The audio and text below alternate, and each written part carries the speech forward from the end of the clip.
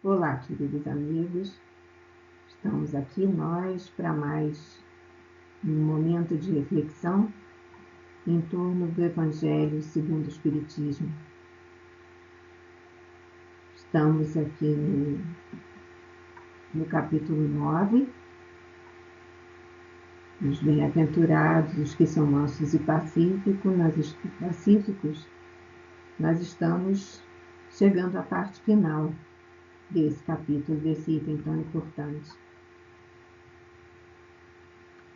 Antes de nós começarmos propriamente o nosso momento de hoje, eu queria fazer um lembrete, aliás, vários lembretes, para que nós não esqueçamos da colaboração tão necessária que nós podemos dar para a nossa Casa do Caminho. Nós temos várias campanhas, várias frentes de trabalho. Eu aqui focalizei essa do cobertor. Frio chegou aí e parece que vai ser mais intenso, assim, nós ainda estamos no outono, né? E então, esse trabalho do Grupo Alto de Souza, que lida com os nossos irmãos em situação de moradia ainda na rua, nós então estamos precisando de ajuda nessa campanha do cobertor. E não só nessa, nas outras campanhas também, dos outros trabalhos da casa, tem a campanha do leite, a campanha dos mantimentos para as cestas básicas e a própria manutenção da nossa casa, que precisa também da nossa ajuda sempre. Então, o que nós pudermos fazer para ajudar, se nós não pudermos dispor de nenhuma ajuda material, que nós possamos passar adiante as campanhas, pedir aos nossos parentes, aos nossos amigos, que possam nos ajudar nesse momento. Que a nossa casa, que tanto nos acolhe, tanto nos abraça, que tanto nos ajuda, e que nós precisamos fazer a nossa parte. Então, vamos começar aqui com a nossa página de abertura para nós nos harmonizarmos e focalizarmos assim nossa mente, nossos corações, nos ensinamentos que Jesus está trazendo para nós hoje. Vamos ler uma página de Emmanuel que diz cujo título é Ante a Luz da Verdade, e ela versa sobre uma passagem de João que nos diz: conhecereis a verdade e a verdade vos libertará. Jesus falou. E então Emmanuel comenta assim: a palavra do Mestre é clara e segura. Não seremos libertados pelos aspectos da verdade ou pelas verdades provisórias, de que sejamos detentores no círculo das afirmações apaixonadas a que nos inclinamos. Muitos em política, filosofia, ciência e religião se afeiçoam a certos ângulos da verdade e transformam a própria vida numa trincheira de luta desesperada, a pretexto de defendê-la, quando não passam de prisioneiros do ponto de vista. Muitos aceitam a verdade, estendem-lhe as lições, advogam-lhe a causa e proclamam-lhe os méritos. Entretanto, a verdade libertadora é aquela que conhecemos na atividade incessante do eterno bem. Penetrá-la é compreender as obrigações que nos competem. Discerni-la é renovar o próprio entendimento e converter a existência num campo de responsabilidade para com o melhor. Só existe verdadeira liberdade na submissão ao dever fielmente cumprido. Conhecer, portanto, a verdade é perceber o sentido da vida, E perceber o sentido da vida é crescer em serviço e burilamento constantes. Observa desse modo a tua posição diante da luz. Quem apenas vislumbra a glória ofuscante da realidade, fala muito e age menos. Quem, todavia, lhe penetra a grandeza indefinível, age mais e fala menos. Graças a Deus. Graças a Ti, amado Mestre Jesus, nosso amigo, nosso médico, nós estamos aqui reunidos em Seu nome, nesse estudo, nessa reflexão do Seu Evangelho. Nossos corações, nesse momento, se unem em gratidão. Gratidão por essa oportunidade, por mais essa oportunidade de nos conhecermos, de trabalharmos nossas tendências ainda enganadas. Oportunidades que nós não podemos perder. Que seja, amado Mestre Jesus, em seu nome, em nome da direção espiritual da nossa Casa do Caminho, em nome dos nossos mentores, da espiritualidade amiga, de todos os amigos que aqui se aproximam para conosco estudar, que seja em nome, acima de tudo, de Deus, que nós possamos dar início ao nosso estudo de hoje. Graças a Deus.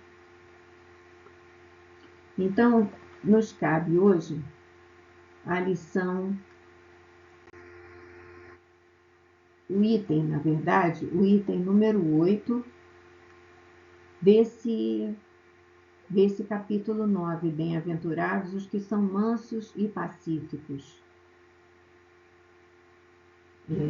Ainda não estamos incluídos aí nesse rol, mas estamos na luta. Acho que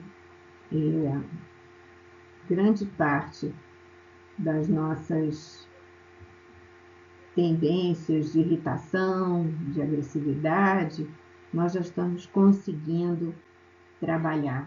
É duro, isso é no dia a dia, mas junto com o capítulo, né, do item passado, que foi a paciência, que é outra virtude que nós precisamos trabalhar bastante.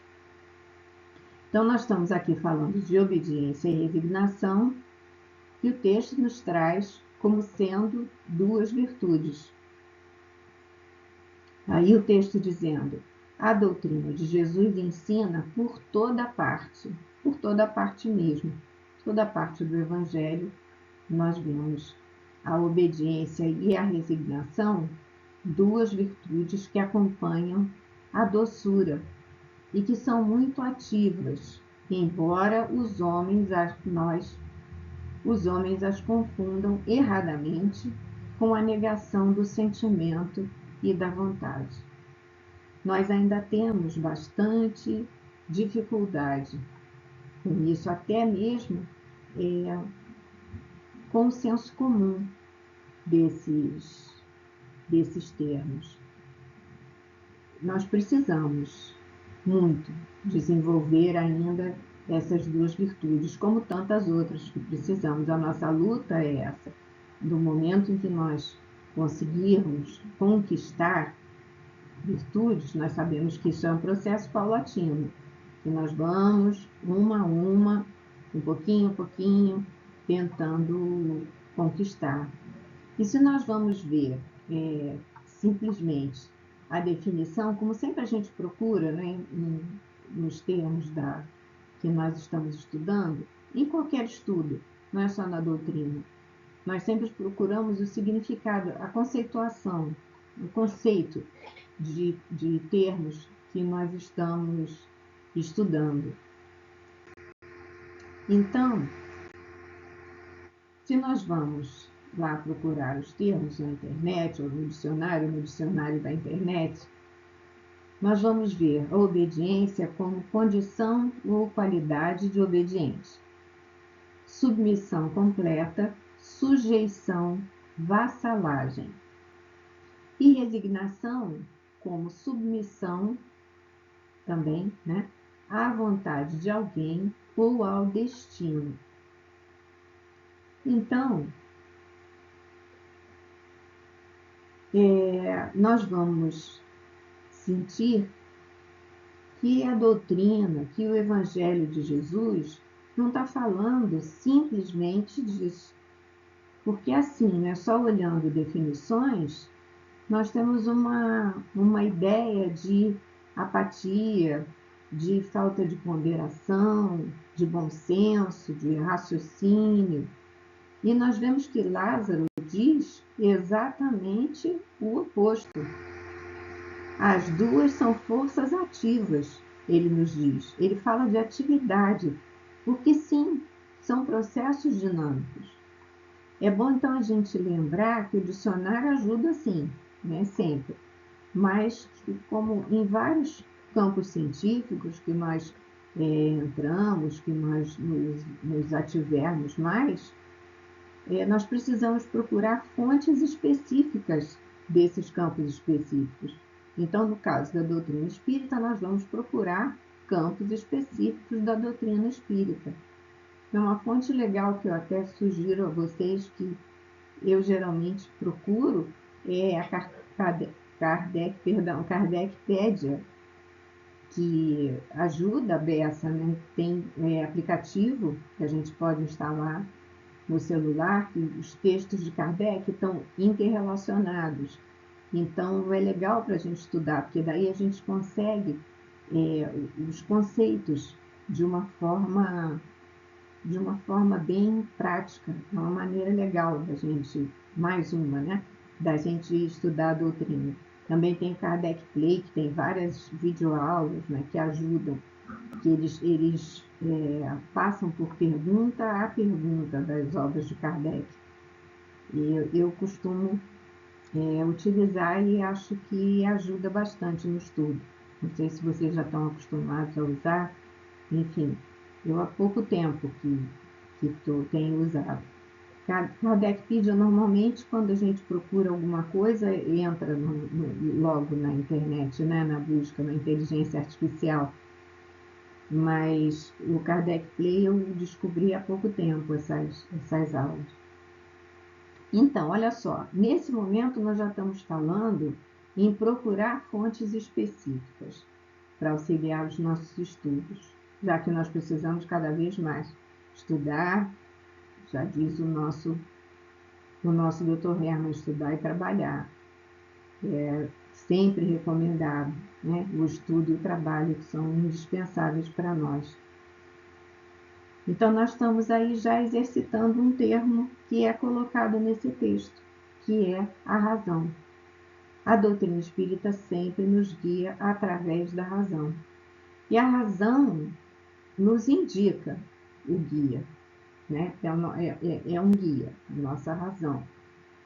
É certo que no estado que a gente ainda se encontra atualmente, né? Aqui pela Terra, na nossa romagem terrena, a nossa razão nos guia para um lado e muitas vezes a vontade nos leva para o outro, para um caminho que vai acabar dando mais trabalho até resultar em consequências mais difíceis, mas nós estamos ainda na batalha. Nós temos liberdade, sim, nós temos o livre-arbítrio, nós sabemos disso, mas nós precisamos usar bem essa liberdade. Eu tenho liberdade, sim, de a razão me dizer uma coisa e eu fazer outra completamente diferente. Mas eu vou arcar com as consequências disso se essa vontade estiver me levando por um lado que não é legal. A obediência nos indica o seguir uma ordem, alguma coisa ou pessoa que alguma coisa expressa por uma autoridade. Quer dizer, claro, para viver em sociedade nós precisamos sempre seguir instruções, estatutos, convenções, enfim, regramentos que servem para organizar o nosso meio social, a nossa sociedade. Senão seria impossível viver em sociedade. Agora, nós estamos falando em autoridade, precisamos estabelecer a diferença entre autoridade e autoritarismo. Nós não podemos obedecer, por isso se fala em razão, obedecer cegamente a uma coisa só porque alguém mandou. Então, e o autoritarismo justamente impõe uma obediência cega, impõe pelo medo, como em tantas situações pela história e em tantas situações que hoje ainda nós vemos em vários locais e até em governos de países. Então, aqui infelizmente ainda existe, mas existe, até como forma de governo.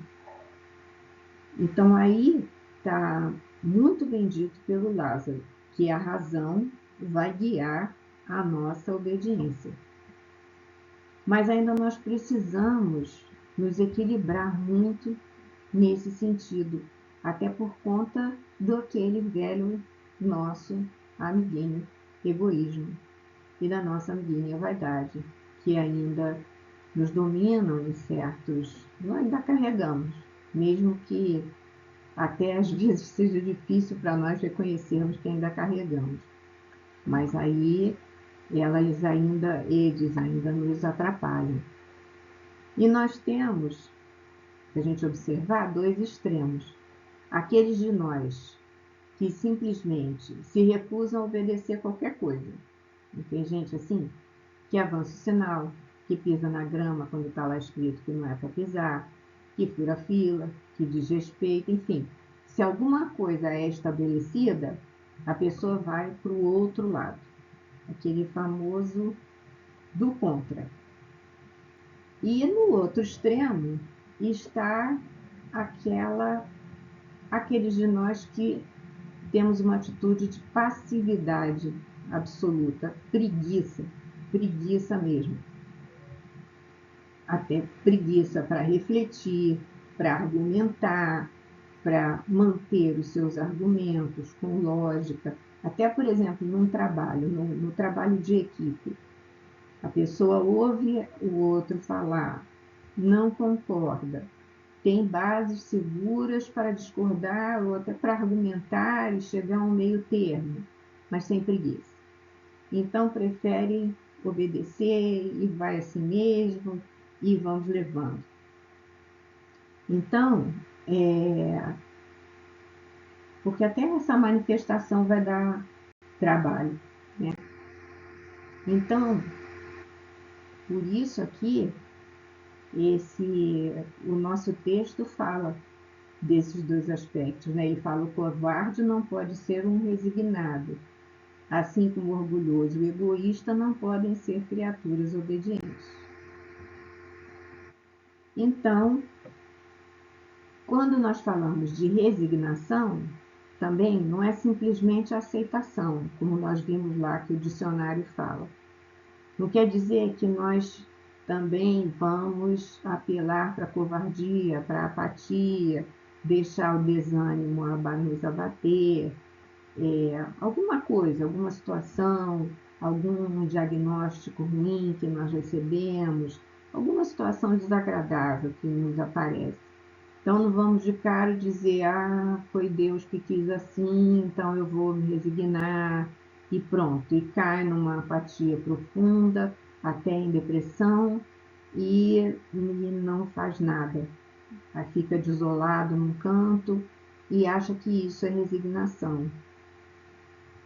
E como a gente podia, já que nós estamos aprendendo que a resignação é uma virtude, como é que a gente podia achar que isso é uma virtude, esse tipo de atitude, que vai ser representada por tristeza, por apatia, por desolação, por inatividade? Não dá para entender uma virtude assim. Isso não é o que nos aparece como sendo uma virtude. A gente precisa, primeiro, fazer tudo o que tiver ao nosso alcance para resolver aquela... Se for uma doença, procurar um médico, procurar outro médico, procurar um diagnóstico, um exame, remédio, fazer tudo para que a gente possa transpor aquele transtorno, aquela dor, o que seja, aquela dificuldade. Pode ser até um desafio, um obstáculo que a gente precisa superar para crescer, uma prova que nós precisamos vencer. Nós estamos, vamos nos lembrar, né, num mundo de provas e expiações. Então, se nós estamos aqui, é porque nós precisamos e vamos passar pelas provas e expiações. Por quê? Porque elas são mecanismos que, benditos, sem eles nós não íamos conseguir crescer. E nós os recebemos na medida em que somos capazes de suportar, de superar. Até a gente ainda recebe com descontos, né, que nós sabemos. Mas é sempre a cruz na medida que nós conseguimos, que nós temos força para carregar. Se representarem expiações, são porque são consequências de escolhas enganadas que nós fizemos. Nós precisamos retificar escolhas, atitudes ou atos que nós fizemos nas vidas, não só em vidas passadas, nessa vida aqui mesmo, nessa encarnação mesmo. Né? Então, quando nós esgotamos as possibilidades, todas as possibilidades, e não conseguimos ultrapassar o que acontece de dificuldade, quando nós usamos todos os mecanismos ao nosso alcance, inclusive o primeiro deles, que deve acompanhar todo o processo, deve iniciar e acompanhar todo o processo, que é a prece, então, se esgotamos tudo, nós vamos sim comprovar se nós conseguimos alcançar a virtude da resignação. Se nós dissermos, vamos pedir força a Deus, sim, meu Deus, que seja feita a sua vontade.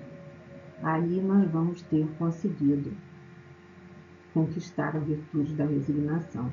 O texto nos fala do coração, né? O coração como símbolo do sentimento.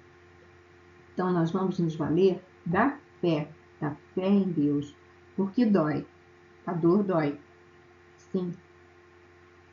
Mas a fé em Deus e na ajuda que nós temos dos nossos mentores, que nos amparam, para nós entendermos que precisamos passar por aquilo e pedir força a Deus e aos nossos amigos, para que possamos nos conformar e atingir a resignação com fé e coragem, a coragem da fé.